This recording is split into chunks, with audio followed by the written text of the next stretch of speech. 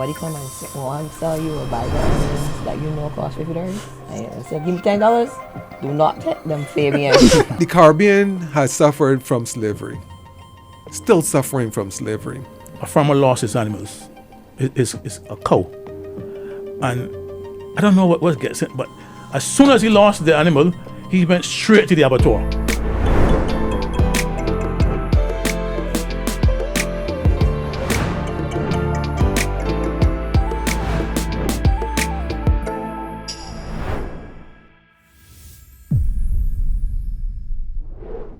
Welcome to Just a Conversation.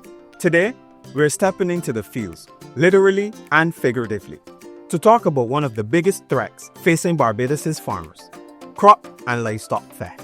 For some, it's an inconvenience. For others, it's the loss of their entire livelihood. We're joined by agriculture veteran Barney Callender, farmers Ronald Moore, and Keriah Scantlebury to break down how predatory larceny is crippling the industry and what real solutions might look like. Stay tuned as my co-host Aisha, Reid, and myself, Fabian Belgrave, dig down with the guests to keep you informed.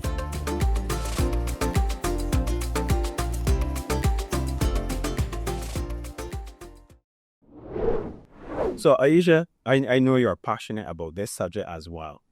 So I can just clear the way and tell you go along. Oh, because, I am not into agriculture by any extent. Any kind of thing. I can't even grow a palm tree, right? But I respect people who work in agriculture so much because I grew up in it. My family are farmers. My mother, people used to say my mother's a cowgirl, right? I grew up going to feed, we had chickens, that kind of thing. And people just gotta work hard. So it's bothered me so much when people working hard, getting about 4 o'clock in the morning or 3 o'clock in the morning, in the hot sun sometimes, and people just carry away the things. It's bothered me. And I really, and then my time that I spent with the ministry, because when I first came to JIS, I worked with the Ministry of Agriculture for it was like a couple of years. I feel that it's time that these farmers get some help. That's the truth. Farmers need help, Barney. Help the farmers, Barney. The farmers are crying out, Barney. What's going on? Tell me what's going on in the ministry and how the ministry is trying to assist farmers in dealing with this scourge. And we mainly only think about the crop theft, not the livestock as well. So if you could share something. Yeah, well, the ministry over the years been giving some good, valuable assistance to farmers. I like your introduction in terms of your background, in terms of how you saw what was happening before. The ministry in recent time has reviewed the legislation, and I can tell you it's a very strong legislation that is going to, and it started to have results. How strong? How much money? I still paying $5,000. No. If you, I can pay you that. It has double, 10,000. Not only in terms of costs, but in terms of imprisonment as well. Oh, you're going to prison now? More than 6 months? Legislation is one thing, implementation is another. And I can safely report to you that the implementation of this legislation has started because I was with the police at least about 2 weeks ago.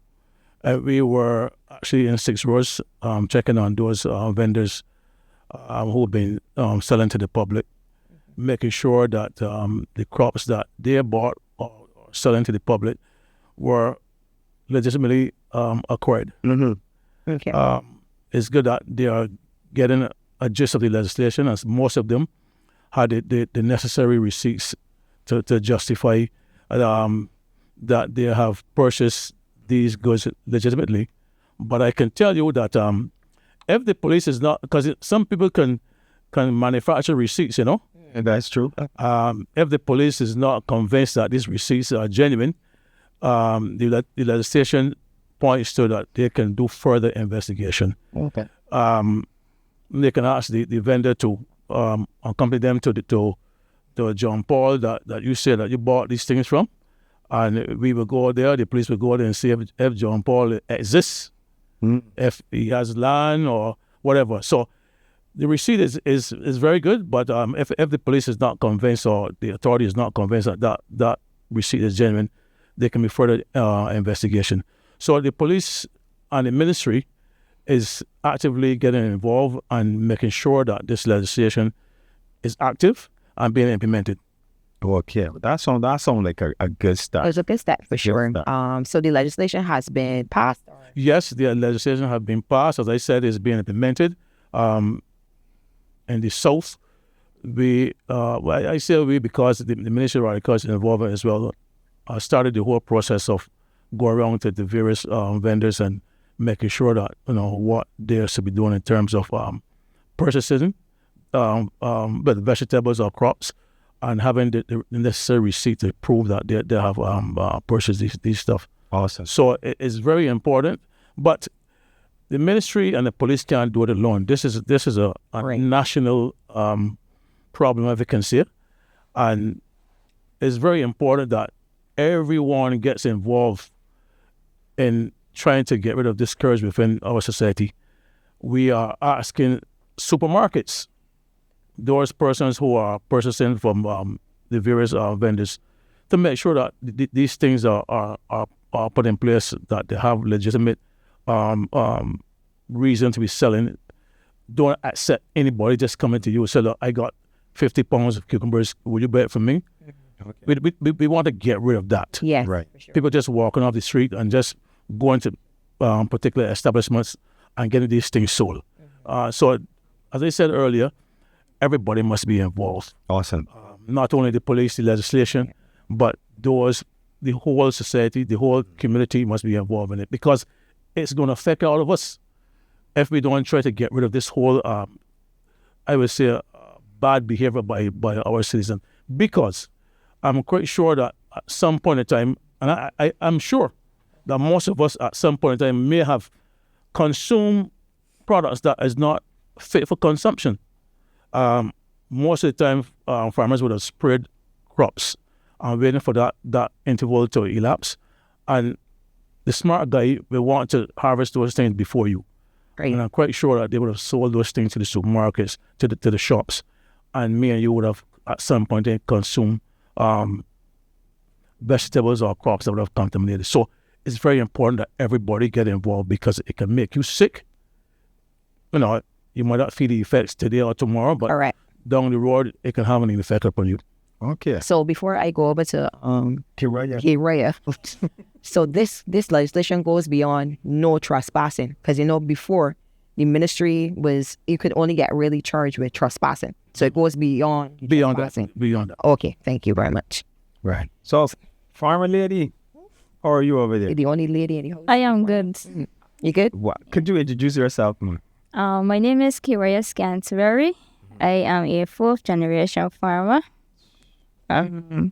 Like you, when I was younger, my family always had animals and crops. My granny at one point in time had 15 acres. Oh, wow. Yeah. Oh, so you do real work. Well, not at this current moment. I pursuing my degree in agriculture. So that kind of got most of my time taken up, plus the other roles that I play, because I'm part of a charity here called the Future Farmers Think Tank Charity. And I also represent Barbados on the CARICOM Youth in Agriculture Advisory Body. Oh, wow. Yeah, we're Doing a lot. Yeah. So Doing everything. one But you ain't farming? that's not true. I actually have my own business called Riah's Farms. Correct. And we do livestock, crops, seedling production. We have a lot of fruit trees. Yeah. So tell me how you feel about the hearing that the legislation passed. I feel good because to know when my granny was really active in farming, she had a lot of theft of crops. And as was said, it's very hurtful to know that you spend all your time and money and efforts to bring this crop from seed to just before the consumer is able to eat that crop and someone comes and takes that away from you. So you have not only lost money, but you also have lost the time that you put into that crop, all the inputs that you put in, because it's not just that you snap your finger and the crop just spring out and you're ready to harvest that crop, it takes time. So you have to go there, water, fertilize, spray for the pests. And most of the times, it's not that you have 1 or 2 beds of these things. Imagine having acres upon acres of a crop, and someone comes and just takes that away from you. So that is very hurtful, and it's something that even up to the other day, I was speaking to another farmer, and someone stole his son's watermelons. And the people were so smart that they stole from the middle and left the outskirts to make it look like, yeah, the crop's still there. Oh, man. That's crazy. So, That's crazy. Picture. yeah. But when I realized that how sick people are, they had a school competition, and these little children were a part of the competition, and no getting ready to reap the hard work. And people going to the school and carry away the children things. That's sick. Sickness to the highest level. Nobody ain't safe. Nobody is safe, but Nobody ain't safe. So, Ronald, my buddy, introduce yourself. Good morning, all. Ronald Moore here, hailing from St. George. The breadbasket, they say, Thank you very much. of Barbados. Yes, we are. But yet we are still seeing a lot of concrete showing up. But anyhow, another topic, different time. Different type. I'm happy that the legislation has finally gone through Parliament. That was in 2023. It took, it seems, 5 years, according to the ministry's website, to really get it to that point, which is, I mean, with the consultation that was needed, and to really update it to make sure that it covers as much as possible. Because, I mean, there's no legislation that covers everything. Correct. But you can try. And there's always time to go back at it and update.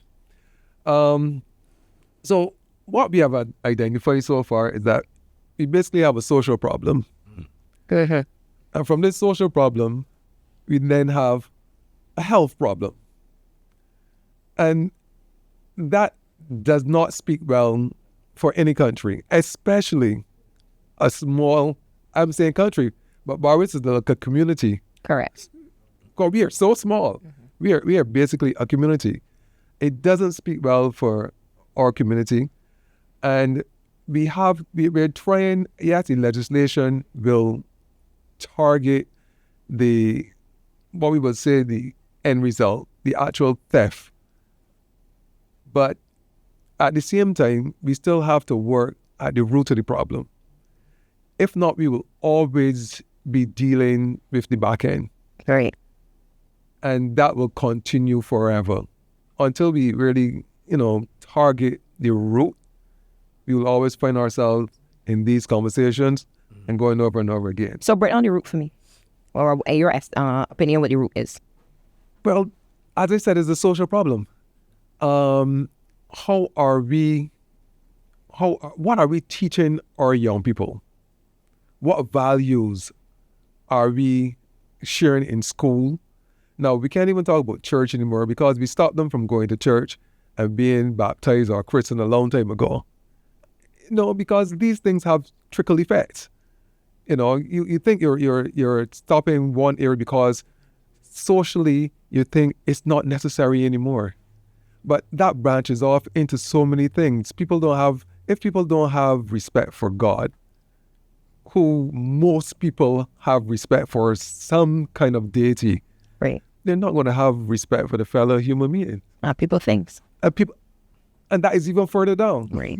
So therefore, don't let me say that because, one time, there's the story of the Rastaman that went up in the coconut tree and the only coconut tree came over and said, what you doing up in there? And the man said, well, Jus and me. So, but you know how that goes. But people would think that it is their right. And that they're right. They have a need and they're supplying their need. And then it goes into not only the supermarkets, but the cook shops and everything. Mm-hmm. Everybody wants to make $1. Correct. And everybody wants to do it in the cheapest way possible. Correct. So corners will always be cut. Right. That is what we have. And because of that, the legislation cannot speak to that area. Mm-hmm. That is why we have to look at the social issue above everything else. Thank you for the legislation. Thank you for actually policing. When I was looking at it, I saw, well, there are 2 names who are before the law courts, and then there are others coming down, which is great. But the social issue of being our brother's keeper, we are coming up in a society where we're so individualized that for me to have, it means you can't. Correct. There is always enough. Look at the banks. People say, well, when banks lend out money, people say, the banks lending out my money. No, they're not. The banks create money out of nothing. There is infinite money in the world. There is enough food to feed everybody. Right. There is enough of everything. If not, as a people, as human beings, we would not be here at all if there wasn't enough.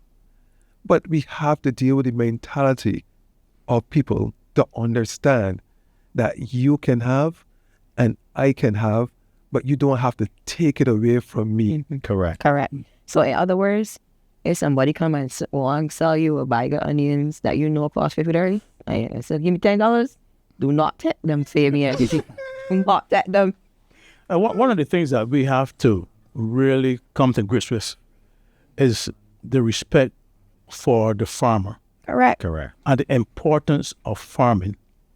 In my opinion, I think the farmer is the most important profession or person in the world. I agree with you. I agree with Absolutely. you. But I like to eat. I agree with you. Not a fact that you don't just like to eat. Yes. It's a must. You have to. As a man. I know people, if you ask the question to anybody and ask them, what do you think is the most important profession in the world? Some people will say doctor.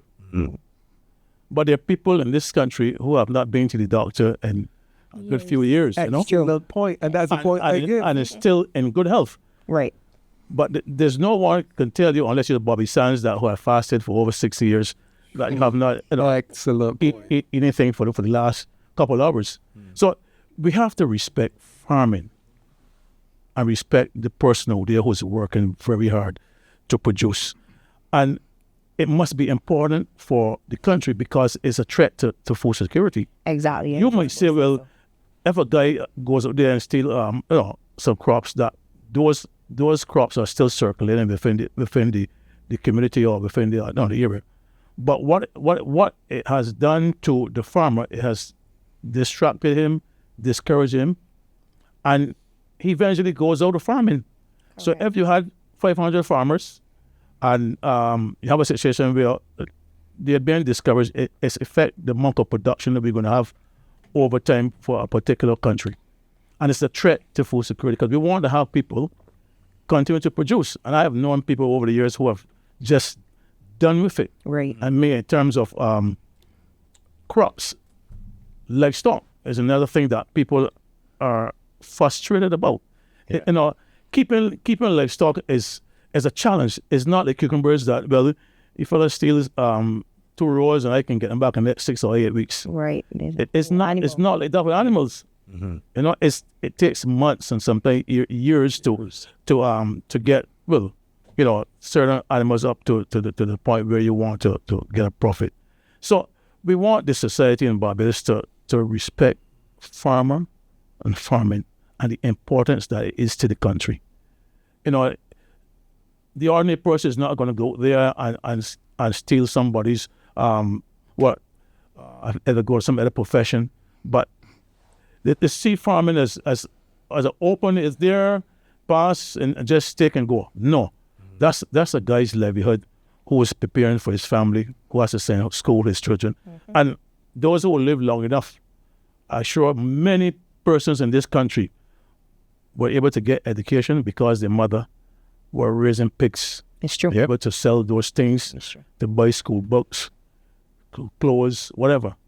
A lot of people make life because of agriculture and because of farming. So we have to get the country and those out there to think that way, that to respect the guy's livelihood.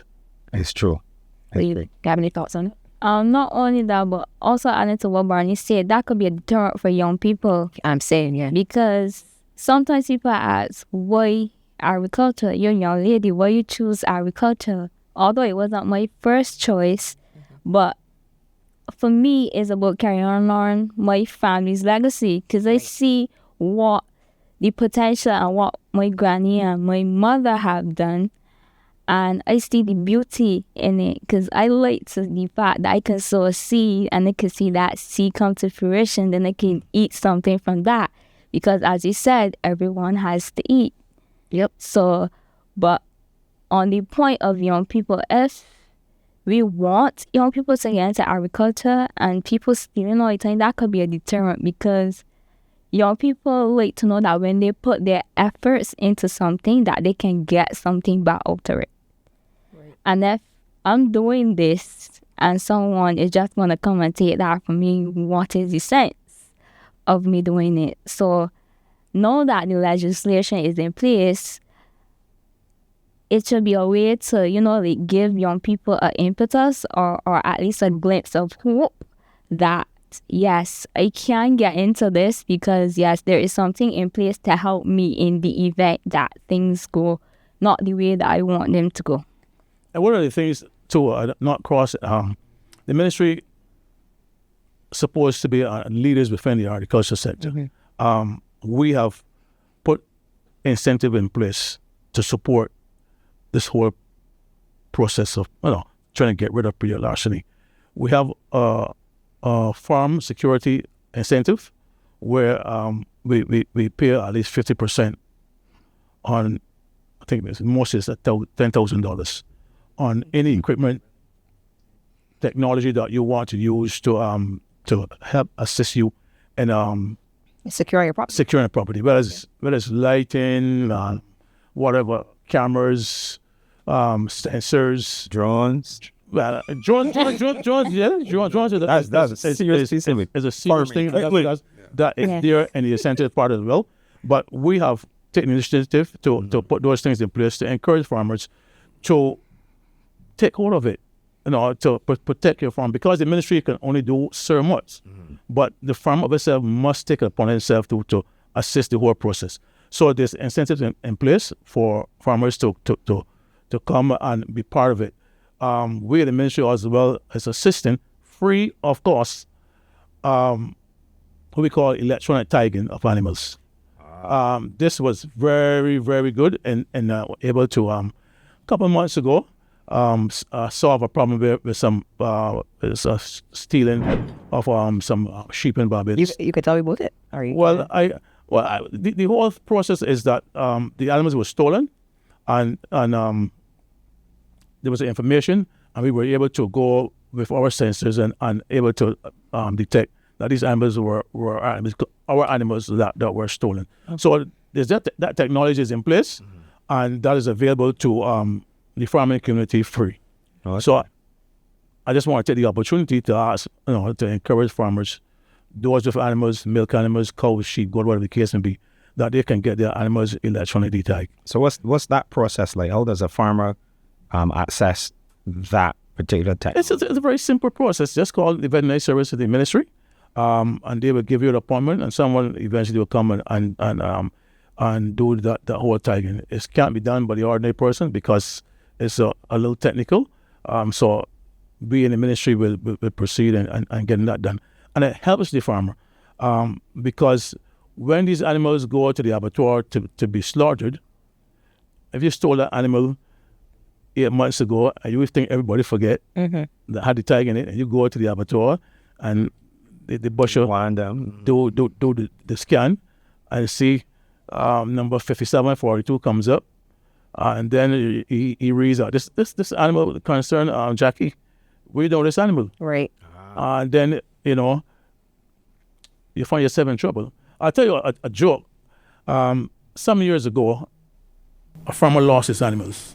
It's a cow, and I don't know what gets it, but as soon as he lost the animal, he went straight to the abattoir. This happened in Barbados, and caught the guy red-handed. Wow! Yeah, what happened? Man, I get rid of the evidence. Well, the animal came to the ministry, was in the pond, whatever, and he was charged by the police. Okay. He was arrested and eventually the world court system. Good. So it works, and I want to encourage the farmers to So, make it use. something was floating around a couple of years ago about the same, some sort of DNA tagging on fruits and vegetables. Well, that's a dusting.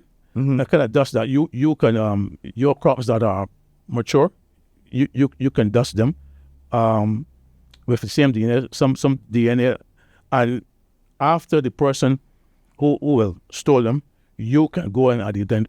If this is there, they can go and identify that yes, this is mine. This is the dust that I put because I have the packaging, I have the material to show that it was this dust is mine. So that is very good. There's also sensors. Farmers have been. I know a couple of farmers that use sensors at 4 corners of their field, in your field. These have particular beams, and if that beam is broken, not by a cat or whatever, okay. they can know that something is happening within the field. There's also for those in the poultry, those farms and those pens, those have the same electronic protection as well, where the inside of the temperature is controlled. So if they're on the phone and they see that the temperature has been compromised significantly, they know that something is happening within their farm. So there's a lot of various technology that can be used in the system and controlling. But there's out there, and we're asking farmers to get on board and assist. There's the old-time watchman is in place, but not now. People that has hired security to be part of their expense, and that's an expense that is not recoverable. That's dead. Right. You don't get back anything from that. So that's something you're trying to protect your whole production, your whole crop. So these are things that are in place that people have used, and there's a farmer at the moment. I don't want to say who he is. He has a good set of cows, and he's using lighting at night. He has one of those towers, and that's lit at night, and it's working. It's working. Well, thieves don't like. Most thieves don't like light. So light is a deterrent. Yeah, he likes the whole field. I mean the cows. The cows is okay. They sleep around the entire year sleep. Okay. Right. So that is working. So these are initiatives and things that we want to see farmers get involved in to protect the land. All right. Before we get back to the farmers, one last question for you, because I know somebody can ask, somebody can write in the comments. The tagging and the dusting, it's safe? It's safe. Safe. Tell me that it's safe. Those things is being used all over the world. Okay. We are far behind. Have been proven to be safe. Tagging, the dusting, all those things are safe. I'm familiar with the dusting, the tagging. I'm not sure how the dusting works. Whether it is something that you could, it's soluble in water and you spray with the CP3. I don't know how it works, because I'm looking at farmers who have like 2 acres of melons. How do you dust those? With a drone. No, drone technology, is very technical. And I think only certain people have license to use drones. And as Barney said, when it comes to certain security, that cost is not recoverable. Correct. Right. And yet you still have to sell your vegetables for market price, which means you're at a deficit. Right. Unless you happen to come in at a time where you're one of the few people on the market. So it's a luck chance. And that's what farming is basically. But I think that most people are going for the electronic fencing. It is not, unfortunately, geared towards the human beings. And that brings me to a joke. Can monkeys commit pedal larceny? But I feel so though. because that is a problem, a really big problem. But in terms of the actual security measures, other than high-end security, which the cost isn't recoverable, a lot of small farmers cannot afford that. You have 5 acres or less. That is not a cost you can really carry. So you have to do your own surveillance, which is hard on a person working all day and then watch them at night. And you have to trust the system. You have to trust the system, that the system would work. That if you are actually hit by thieves, that there is some way of finding the perpetrators and getting some sort of justice. So we have to really look at it from a whole food security point of view. And I said it before, and it happened, and I'm going to say it again. When I first said it, I was not into farming then. And I said it was in the 90s. I said, one of these days the boat will stop sailing. Because I was in the hotel industry, we were talking about imports and stuff and getting local produce and stuff. And I said, one of these days, boats will stop sailing and planes will stop flying. Then we had 911. And history usually repeats itself. There we are. And the thing is, And there we are COVID. not only that, if you know your history and you go back to the 17th and 18th century, you know that people on this island almost starved because the ships couldn't get here. The entire place was in sugarcane. There was no food growing. Right. Everything was being imported. Are we going back there again? Are we playing with that sort of destiny? Do we care to? With the population that we have now, we have to protect our farmers.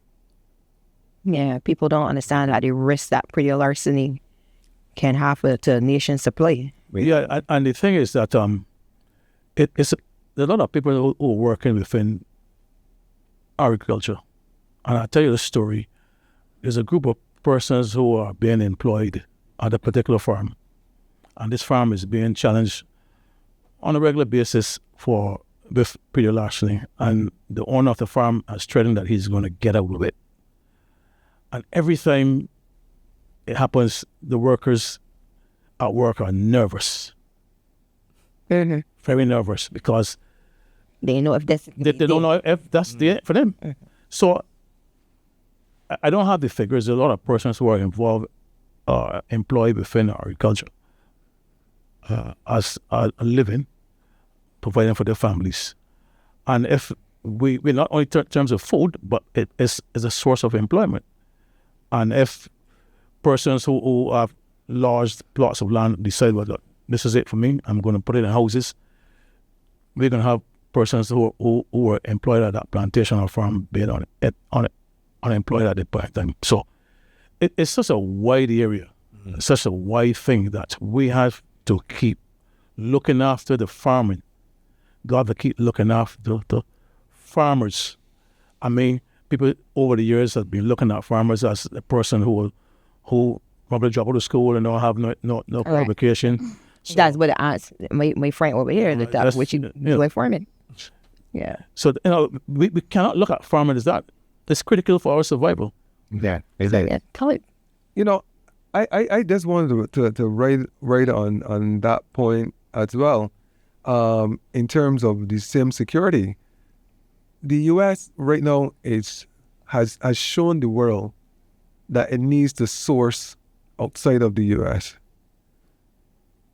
And it's having a lot of challenges in its own domestic markets in terms of local production. And any person who knows about the imports that come into Barbados now knows that the orders are coming short. People are ordering weekly because you have to order 2 weeks in advance to get your shipment. And the unfortunate thing that when these shipments come, they're short. And they're not only short because of the demand on the country that they're coming from is also short because the weather has impacted certain crops. So everything is becoming shorter.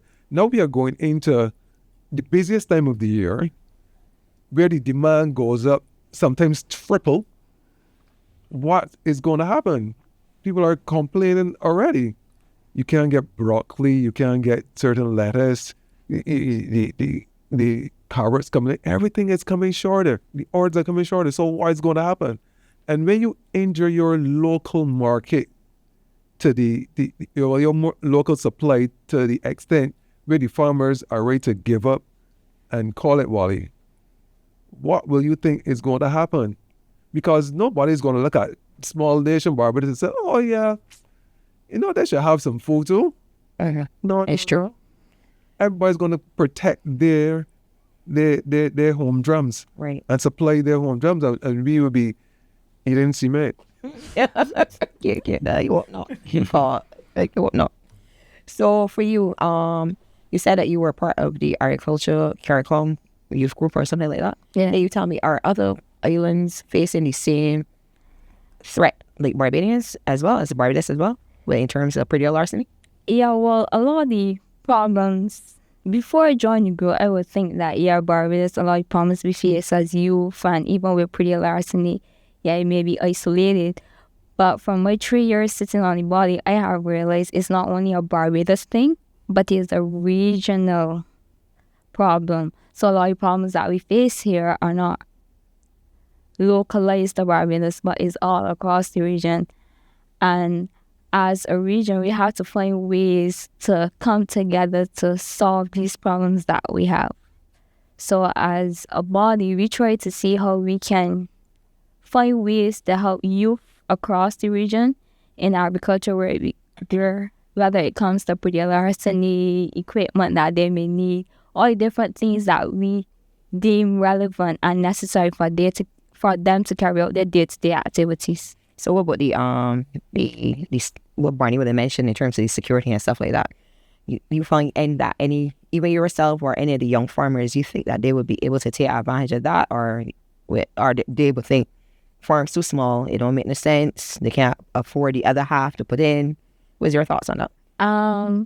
It's not that young people don't want to invest in these things, but most young farmers, their problem is access to capital. So that's where the hindrance comes. So yes, we see the benefits, we know how the technology works, we are into innovation and that's our stuff, but capital-wise, that's where the demarcation comes. And that's be a problem, not only for trying to add these technologies to your operations, but also to carry out most of your day-to-day activities on a smooth basis. And that's actually kind of sad, because as we know that people are asking why young people, they ask you, what are you going to do farming? We need food. So we should be doing things to help encourage young people to get into farming. You see, agriculture is deemed as one of the most risky areas to get involved in. It's one of the areas that is exposed to almost everything in the world, whether it's wind, rain, monkeys, everything agriculture is exposed to. So it's sometimes difficult to get people to support it in terms of go to the bank. Man, I can get come and get a $10,000 now for Christmas and For Christmas, yeah. You walk in supermarket there, people from particular organizations call me, come and get $10,000 for Christmas. But there's not that energy when in terms of person who said, look, I want to set up a chicken farm. Can you lend me $15,000? Because they're thinking, if I lend you $15,000, how are you going to be willing to get back this money to pay me back? And some person don't want to lend you money if they think that you don't have the ability or capacity to repay. So these are problems that are out there in terms of agriculture. Able to have access to capital, access to a bank that is willing to support the various enterprises, because people getting involved in agriculture, it's expensive. The inputs are very costly. I don't have to mention the various chemicals and fertilizer and labor. You put a crop out there, it's not going to stay there and start to grow. You have to make sure that it's managed properly to be able to get results. So all of these things that are out there, and it's a challenge for persons to get nice word money to put in to agriculture as a startup enterprise.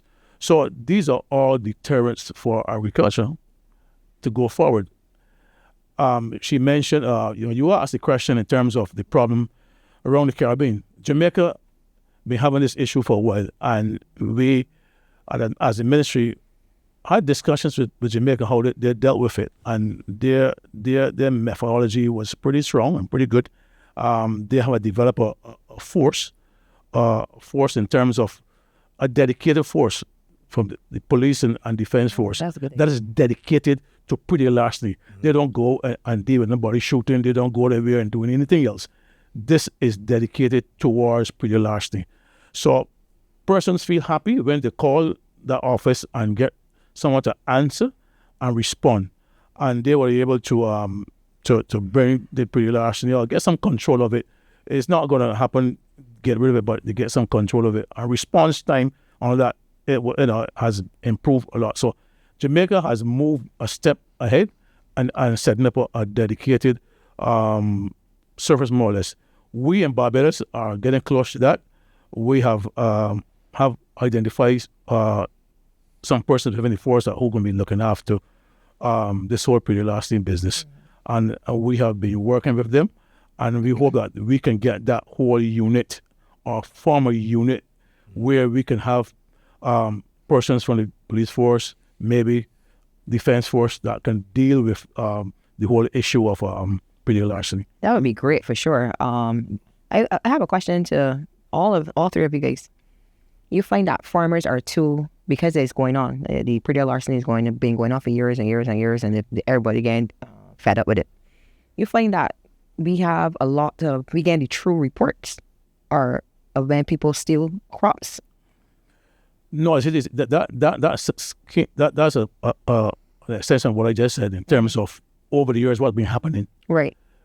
People would have started reporting and don't get results. Right. Don't even get no one to come and say, look, to even visit you. So over time, people said, look, I'm not going to bother us to report anything. So, people come and they steal and they accept that as a loss and start fresh again. But we want the culture to develop again, where we can have people report to a particular unit, particular office, particular whatever, so we can have a good idea of the cost. There's a cost of pretty larceny that is not being reflected, and we must be able to say at the end of the year that pretty larceny would have cost X amount of $1 million. And that can only happen if we continue to ask persons to report. Ronald, I see you bursting. I try to reform myself. I don't put Barney under no pressure. Pressure is good, man. But to put Barney under pressure means I gotta put JS under pressure too. So what are you doing? Because I can only go by information that is on the ministry's website. So there were targets set for 2018, right? One of them was Peter larceny deaths to be established, and GIS was supposed to be, the persons who are supposed to man that part of it. This GIS? Yeah. Okay. Go to the ministry's website and you'll see it. Then there was a Peter larceny squad, which you say you're working with. Yeah. So that was supposed to be a target for 2018.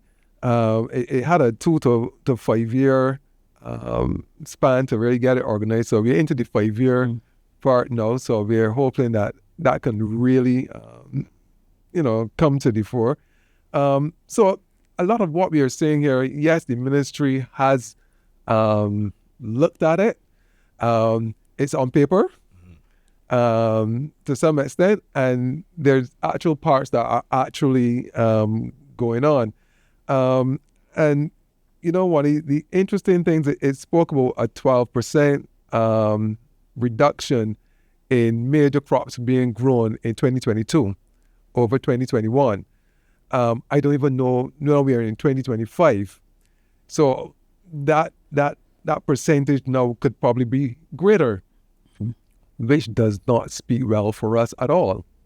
So there's some information out there to give you a little benchmark of where we're sitting, and where we need to go. We started doing some registering of farmers and vendors and stuff, which is all fine and good. But as I said earlier, the social aspect of it is what's causing these problems. We have to find employment for our young people. You know, the Caribbean has suffered from slavery, still suffering from slavery. So therefore, when we think of farming, we think of that type of slave work or whatever, because we have been conditioned to think that way. You understand? We didn't write the books. Those who wrote the books have conditioned us to think that way. But you know, in places like America and Europe, places that I have gone to, and where I have said, I'm a farmer, people lit up like Christmas trees. Full respect. Yeah, they understand the importance. They understand ambassador treatment. They understand. Without farmers, we don't eat. But we think that we can always go to a supermarket shelf And pick and pick up something in the can or a bag. But the stuff that's in the can and the bag, where did it come from? Correct. Where did it come from? And that's where we need to understand. We have to, big up our farmers, look after our farmers, make sure that they continue to do what they're doing. Farmers are resilient, very resilient people. They have to be. And you were talking about reporting. We don't have the full figures of the reports, because some farmers have said, well, it's a loss, and they go again. You want to share anything about that? Yeah, as they were saying, yeah, some farmers just display that either one, nothing is being done, so what's the sense? Or as you say, just pick up the pieces and go again. All right, so from your perspective, because you said that you're here with your grandmother, she would have experienced a lot of crop larceny before. What motivated her, that your mother, and now you, to keep going despite those losses? So from a young age, my mother, she always wants to be in agriculture because that's what she saw coming up. For me, it wasn't my first choice, but sometimes life has a way of putting you in places that you need to be, So for me, after not being able to go in the direction that I wanted to go, I saw the need, or I felt the need to go and see what is this really all about. Yes, I was raised around it. I have been there. I helped my family sell. I don't have a problem with that. But to say I really wanted to make this my own was a different story. So when it came the point that I had the opportunity to make it my own, and I tested the waters, as you would say, it was like, yeah, I could see myself doing this for the rest of my life. And then I visualized all the ways that I can make it better. So unlike my predecessors who may not have had farmer education in agriculture, I went to do my diploma, and now I'm doing my degree. And I always try to do a lot of things to add to the knowledge that I have. So it's always about learning new things. Yes, and that's a problem that some people may have. They might think, oh, I have been doing it this way for many years and it worked for me. But sometimes you may just need to tweak one or two things and it makes your process better. It gives you more than you were getting before. So it's always about learning new things and seeing how you can add value to what you have already. Oh, that's great. How Do you guys believe that we could involve youth in security and like ethical training in farming practices? Good. Start with you. Oh, so for me, I think it's all about, because youth love innovation. We tech savvy, somebody always on the phone. I'm not sure we're gonna find some ways to make it work. So we can use that as a way of getting them in, showing them, okay, you don't have to be actually in agriculture, but these are the things that you can do to help the people in agriculture.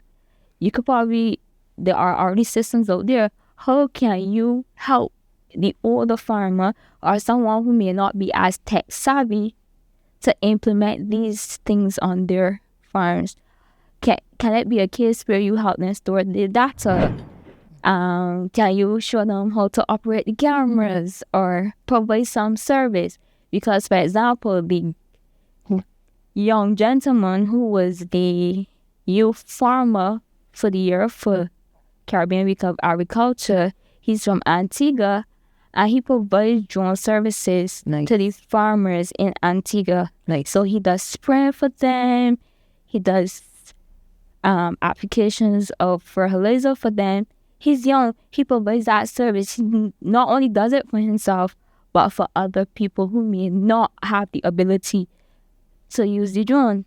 So those are areas that young people can help out. As I said, they don't have to technically be in agriculture, but that's how they can help out. Awesome. Like Ronald Bursting.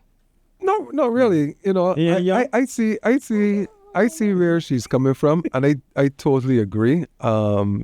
Young people have a way of bringing the technology to enhance the whole industry, but somebody still has to go into the ground. Yeah. For sure. Somebody still got to go and dig For sure. and plant and do all sorts of stuff, and those are the people that you really need, and you have to find a way. And this will go back to brainwashing, so to speak, because we have to rewash the youth's brain that agriculture is a good thing. They got to unlearn and They got to unlearn and relearn. It's true. So really and truly, it will take both the tech savvy youth and those who are not so tech savvy to really come together, sit together and see, how we can move this thing forward. Because as she said, sometimes you don't have to go and do it the way how you see others doing it. There are a lot of things I've done on my farm that I didn't see guys doing. And I always wondered why, like they say, painting is a madman's job. You put on putty and then you set it back off, then you put it on again and set it back off. No, you have to rethink how you're doing, because time is money, and you have to find the quickest and most efficient way of doing something to get the greatest effort and result out of it. So the youth really have to come together, guided by obviously some knowledgeable adults, because it needs mentorship.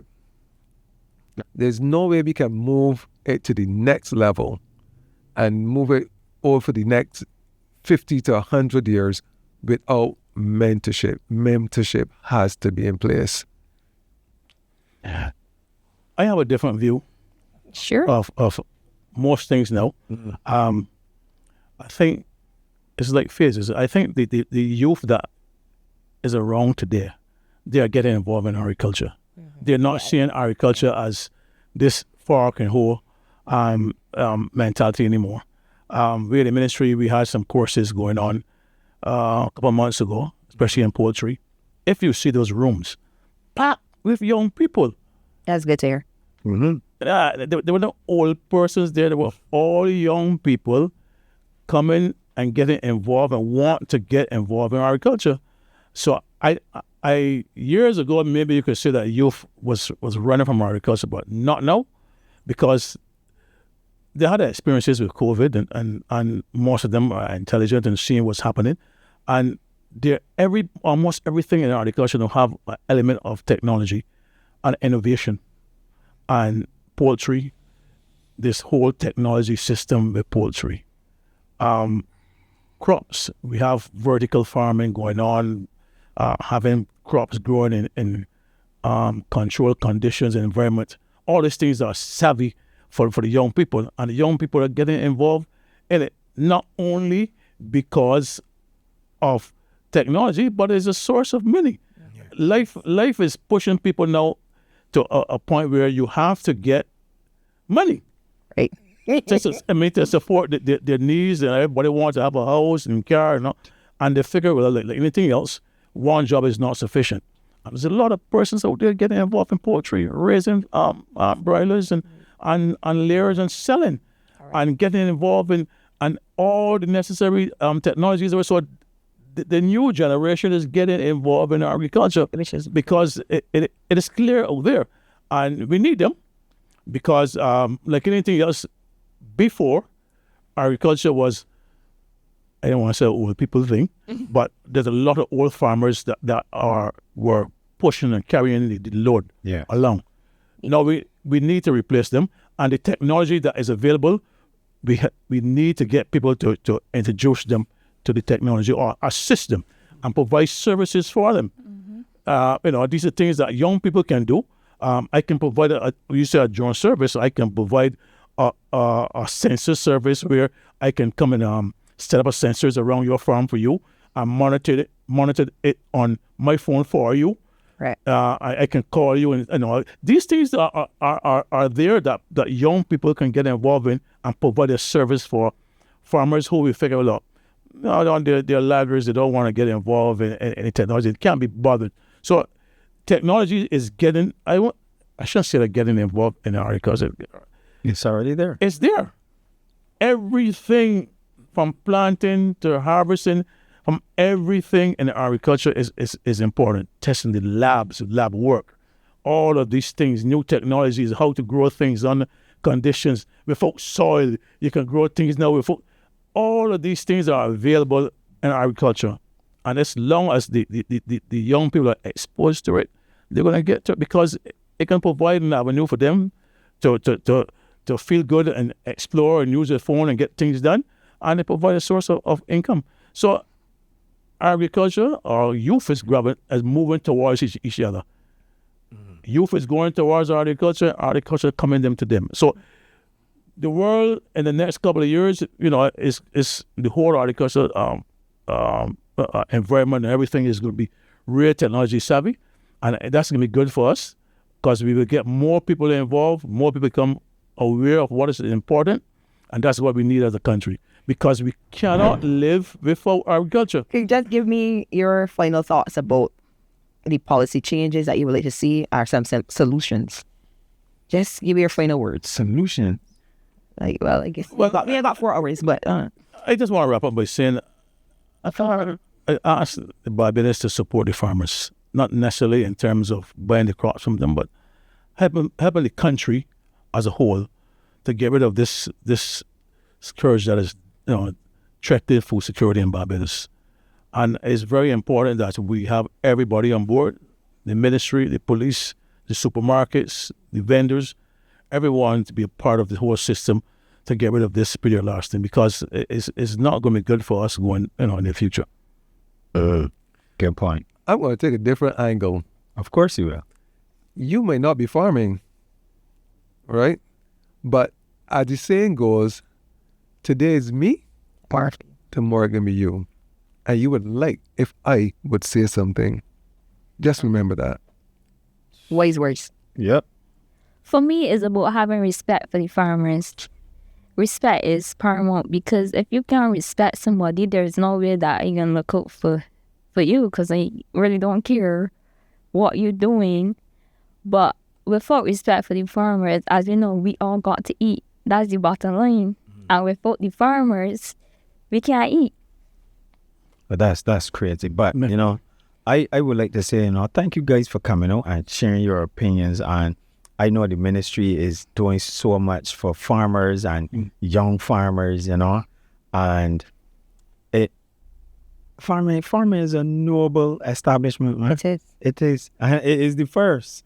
It has to be Carmela says food first. I still believe that is the way we should go. We should never have strayed from the things that made Barbados the country that it is. I don't know right now, but thank you guys, and I really appreciate the work that the ministry and all the farmers do, and continue to encourage other people to help get food security established in Barbados. Thank you. Thank you very much. Thank you. If this episode opened your eyes to the challenges our farmers face, share it. Awareness is the first defense against theft. Follow Just a Conversation on YouTube, Spotify, Apple Podcasts, or wherever you listen. And join us on Instagram, Facebook, and LinkedIn at GIS Barbados. Let's protect those who feed us.